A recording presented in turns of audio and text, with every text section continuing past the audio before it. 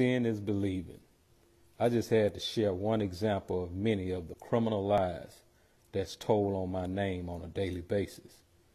Clearly, this is a drug deal taking place on text message, with my name being used to seal a deal that I have no knowledge of or involvement in no capacity. These type of made-up scenarios and lies are the type of excuses the feds uses to constantly harass me and try to incriminate me by the use of another person's actions. Because when they arrest them, they will lie on you. Let me say something to you clowns, who in my opinion lie on my name and who are trying to set me up.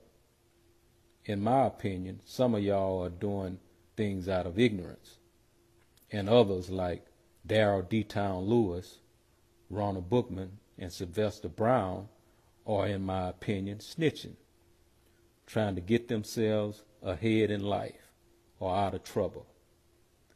There's a movement by some rogue FBI agents and federal prosecutors that have a hate J. Prince racism disease.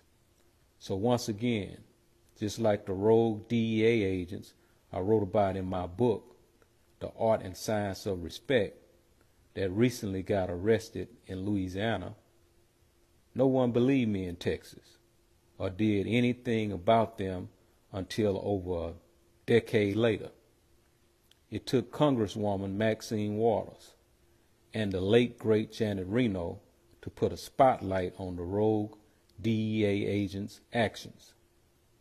These fearless women were criticized by politicians because they recognized the injustice being done and intervened before anyone else was smart enough to even realize they were dealing with crooked agents. To this day, no one wants to accredit these women for their forward movement, but I do, because their involvement possibly saved my life. It took prosecutors in Louisiana to catch them, thanks to Prosecutor Tad Duray for doing a great job on convicting Chad Scott. He ruined a lot of people's lives in Texas, along with his partner in crime, Jack Schumacher, who killed so many people that he admittedly lost count when he was asked under oath how many had he killed. I know this sounds like a movie, but this shit is real, because I have been getting harassed all of my life by racist, hateful cops and agents.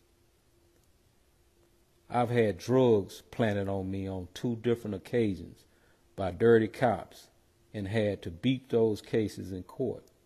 I've had crooked hitmen, DEA agents I believe were assigned to me to take my freedom and my life. I've been extensively audited and harassed by the IRS on several occasions with no penalties. And now it's the FBI falling in line with those dirty criminal tactics. So to all who have ears, hear this. I don't knock no man's hustle, but don't put my name in none of that law-breaking shit. I have enough problems on my own. If you look past the color of my skin, I'm what you call a law-abiding citizen. Yet, I pay millions in taxes for them to treat me like shit. Stay tuned.